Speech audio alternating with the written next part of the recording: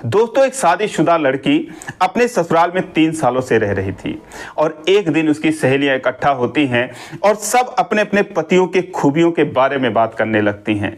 कोई कहता है कि उसके पति उसे जान से ज़्यादा प्यार करते हैं, कोई कहती है कि बहन मेरा वाला तो मेरी परवाह ही नहीं करता, कोई कहता है कि मुझे छोड़कर दूसरों के चक्कर में पड़ा रहता है, कोई कहती है कि हद से ज़्यादा पीता है, कोई ऐसी भी थी जो कहती है कि मेरा पति क्या मजाल है कि मुझसे पूछे बिना बाथरूम भी चला जाए, अगर मैं उसे कहीं खड़ा कर देती हूँ जब तक मैं ना कहूँ वहाँ से हिलता नहीं है, कहीं अगर बोलूँ यहीं बैठा रहा तो वहीं बैठा रहता है, दिन को रात कहूँ तो रात कहता है, रात को दिन कहूँ तो दिन कहता है।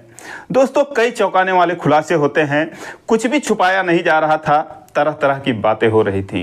तभी एक लड़की उससे भी कहती है कि बहन तुम भी अपने बारे में कुछ बताओ, तुम भले ही 3 साल से अपने पति से अलग रह रही हो लेकिन 6 महीने तो तुम भी उसके साथ रही हो, तुम्हारी भी तो कोई कहानी होगी, कुछ तुम भी शेयर करो। दोस्तों, फिर वो लड़की जो कहानी बताती है उसको सुनने के बाद सारे लोगों के आंखों से आंसू आ जाते हैं। सब बहुत हैरान होती हैं, कहते हैं कि बहन जैसा तुम्हारे साथ हुआ है वैसा भगवान ना करे किसी के साथ हो। दोस्तों, एक बहुत ही रोचक, बहुत ही दिलचस्प कहानी है। आइए जानते हैं पूरी कहानी इस वीडियो में, लेकिन वीडियो में आगे बढ़ने से पहले बस वही रिक्वेस्ट कि आप वीडियो को लाइक कर दीजिए, चैनल को भी सब्सक्राइब कर लीजिए ताकि मेरा हौसला बढ़ता रहे। दोस्तों, एक कहानी है बिहार के बेगूसराय जिले की। उस लड़की का नाम सपना होता है।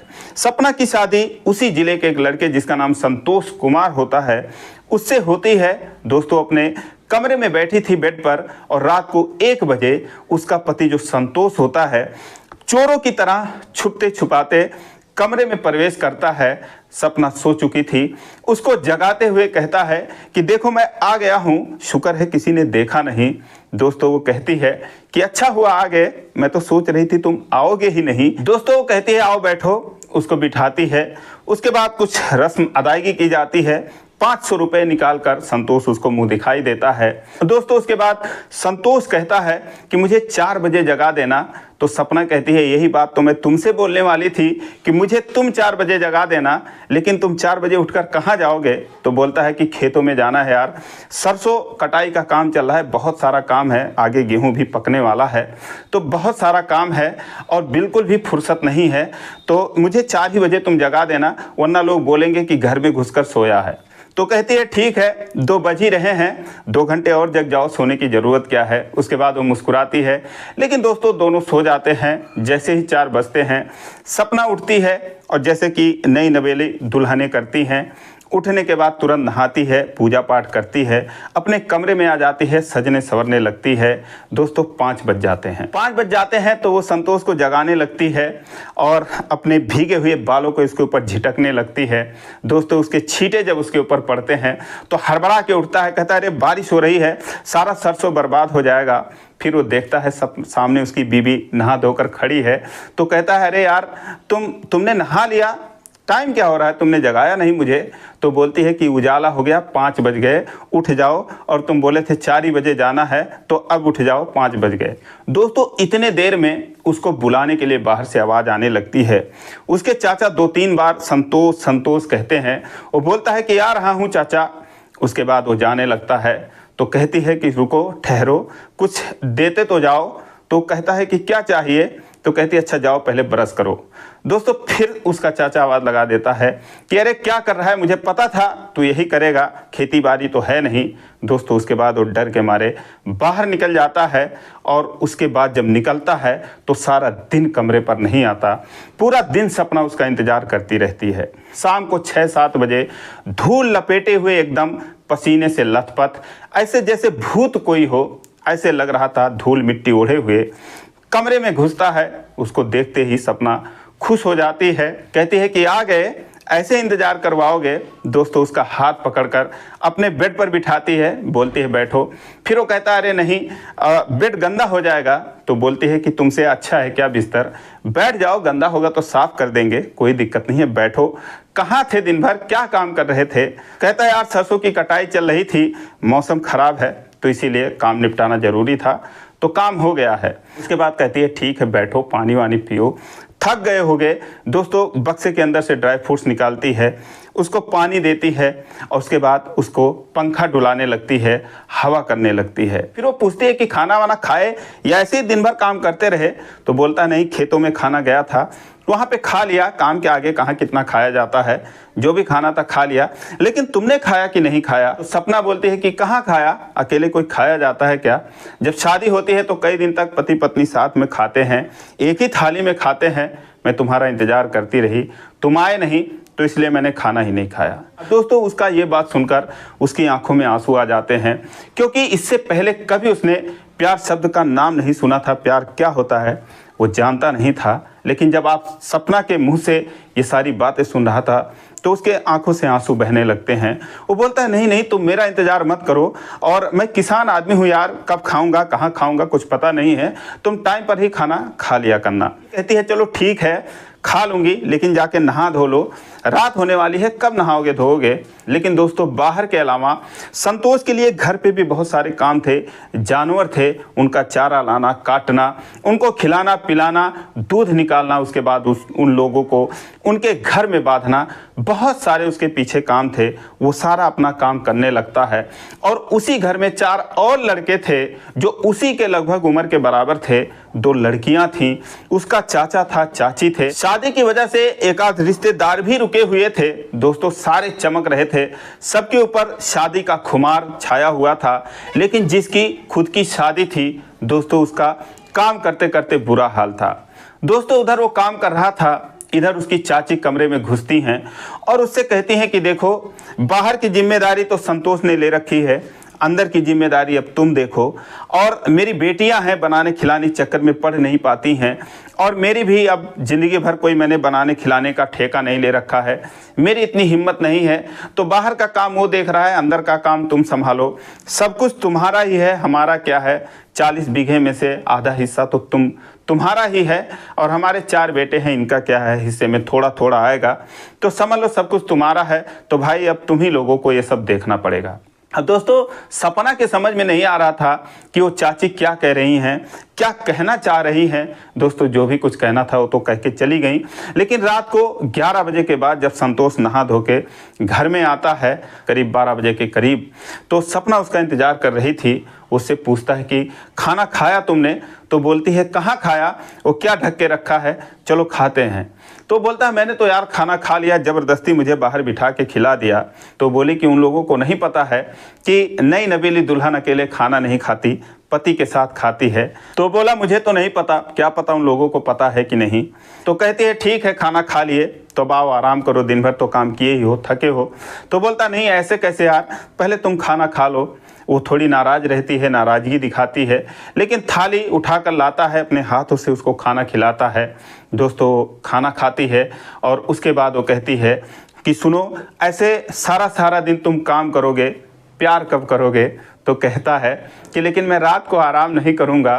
दोस्तों, उसके बाद फिर उनकी वो दूसरी रात कटती है। अभी जो सपना थी वो संतोष से चाची वाली बात बताती है कि चाची ऐसे ऐसे कह रही थी। तो कहता है कि हाँ, चाची सही कह रही थी, आधा हिस्सा हमारा है, आधा उन लोगों का है। दोस्तों, दरअसल संतोष के पिताजी जो थे वो 2 भाई थे, एक जो उसके चाचा थे और एक जो उसके पिताजी थे। जब संतोष 4 साल की उम्र का था तभी उसके पिता की मौत हो जाती है। उसकी माँ दूसरी शादी कर लेती है और संतोष के दादी दादा उसको अपने पास रख लेते हैं। वही संतोष को पालते हैं, वही उसकी देखभाल करते हैं। और जब 8वीं में पढ़ रहा था तब उसके दादा दादी की भी मौत हो जाती है। लेकिन दोस्तों, मरने से पहले जो उसके दादाजी थे वो आधी प्रॉपर्टी, हर जगह की आधी प्रॉपर्टी संतोष के नाम करवा देते हैं। और जब 8वीं में पढ़ रहा था तब उनकी मौत हो जाती है। अब दोस्तों, उनकी मौत के बाद ये अपने चाचा चाची के पास रहने लगता है और उसके बाद पूरी जिम्मेदारी इसी के कंधों पर आ जाती है। पढ़ाई तो 8वीं में ही छूट जाती है, उसके बाद खेती बाड़ी जानवर सारा कुछ इसे ही करना पड़ता है। ये सबको अपना समझता है, लेकिन सारे लोग इसे अपना सिर्फ इसलिए बना के रखते हैं कि ये उनके लिए काम करता है। दोस्तों, वैसे तो आधे का हिस्सेदार था, लेकिन काम पूरा करता था और आमदनी जो फसलों का भुगतान होता था उसके चाचा मालिक थे वही रखते थे। इसको कुछ भी नहीं मिलता था, बस खर्चे भर के जो भी इसकी ज़रूरतें थीं थोड़ा बहुत इसको मिल जाया करती थी। और उसी के बगल में जो उसके चाचा के 4 लड़के थे बड़े धूमधाम से बड़े ठाठ से रहते थे, मालिकों की तरह रहते थे और ये नौकरों की तरह रहता था। दोस्तों हालांकि उसके चाचा के लड़के जो थे उससे उम्र में छोटे थे, लेकिन पिछले 2 सालों से 2 बहुएं उस घर में आ रही थीं। इसकी शादी ये लोग कर ही नहीं रहे थे और रिश्तेदार जब पूछते इसकी शादी क्यों नहीं कर रहे हो तो उसके चाचा चाची कहते हैं इसके पिताजी नहीं हैं, माता नहीं हैं, इसीलिए शादी ढूंढने में इसकी दिक्कत होती है। जब रिश्तेदारों ने दबाव बनाया उनके ऊपर तब जाकर दोस्तों रिश्तेदारों ने ही सपना को ढूंढा और दोस्तों इस तरीके से सपना और संतोष की शादी हुई थी। तो इस तरीके से उसके अपने घर वाले थे। तो दोस्तों ये उसकी कहानी थी। दोस्तों जैसे सुबह 5 बजता है फिर से उसके चाचा उसको आवाज़ लगाते हैं, वो बाहर चला जाता है और उसकी चाची सपना को आवाज़ लगाती हैं, वो किचन में चली जाती है।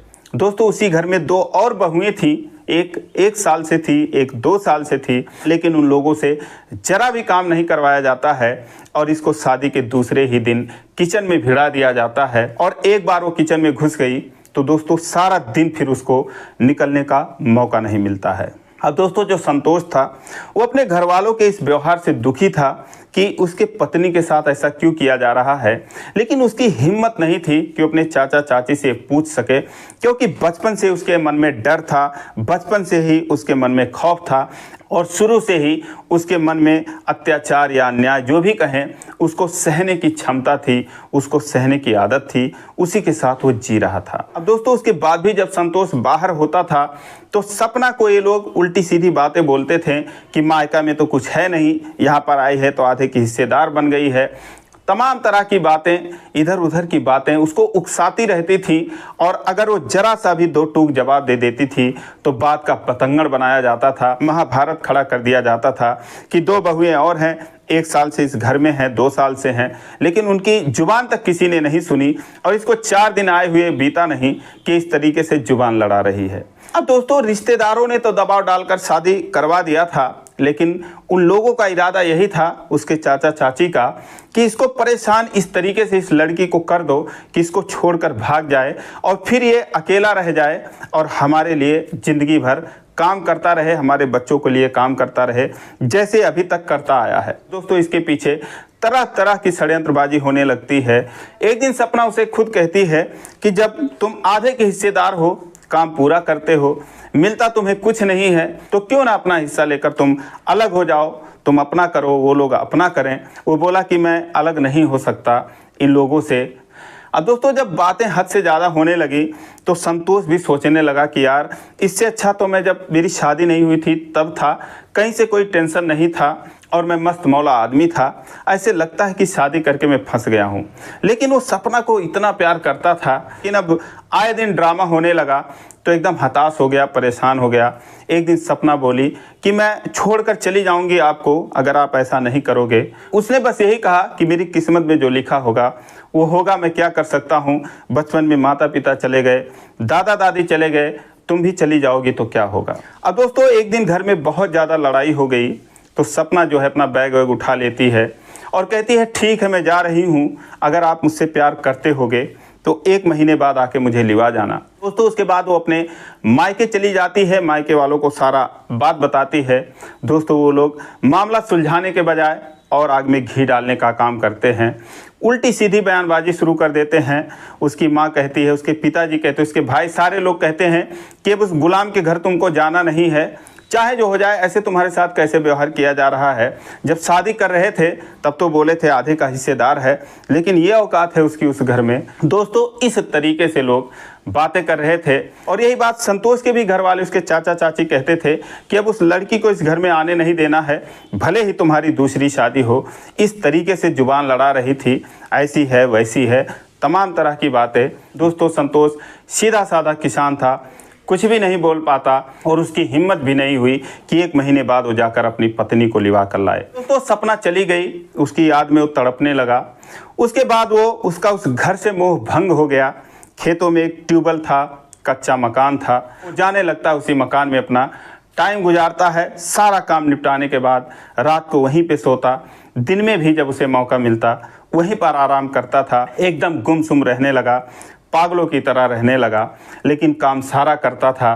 तो उसके जो चाचा चाची थे, उसके जो घर वाले थे, वो सारे इस बात से बेहद खुश होते हैं। दोस्तों इधर जो सपना थी वो भी सिलाई कढ़ाई का काम करने लगती है, वो भी अपने कामों में बिजी हो जाती है। इंतज़ार करने लगती है कि एक दिन ज़रूर संतोष आएगा और उसको लेकर जाएगा। लेकिन दोस्तों जब वो सारी सहेलियां अपने अपने पतियों की बातें कर रही थीं और सपना अपनी बातें बताती है, तो सारे लोग बहुत गौर से, बहुत दिलचस्पी के साथ उसकी बातें सुनते हैं और उसके बाद सबके आंखों में आंसू आ जाते हैं।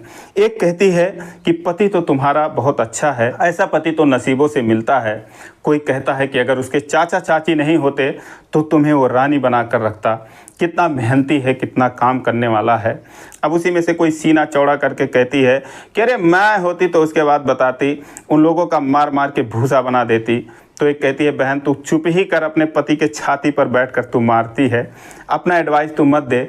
फिर उसी में कोई कहती है कि सपना तुझे जाना चाहिए, एक बार तुझे ही जाना चाहिए। दोस्तों सारे लोग कहती हैं कि हाँ हाँ सपना, एक बार तुझे जाना चाहिए, क्या पता कहीं ऐसा ना हो कि लोग उसकी शादी कर दिए हों, फिर तू क्या करेगी। दोस्तों उसके बाद सपना के भी मन में बैठता है, उसके बाद वो जाने का फैसला करती है।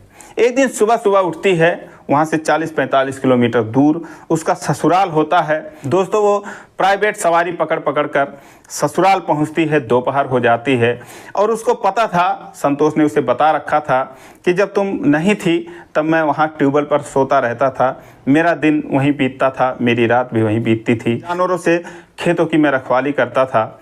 दोस्तों वो पहले उसी ट्यूबवेल पर जाती है, कच्चा मकान था, दोपहर का वक्त था और संतोष चारपाई पर सोया हुआ था। वो उस मकान के अंदर जाती है, झोपड़ा टाइप मकान था, उसको देखती है, उसको निहारती है, उसकी आंखों में आंसू आ जाते हैं।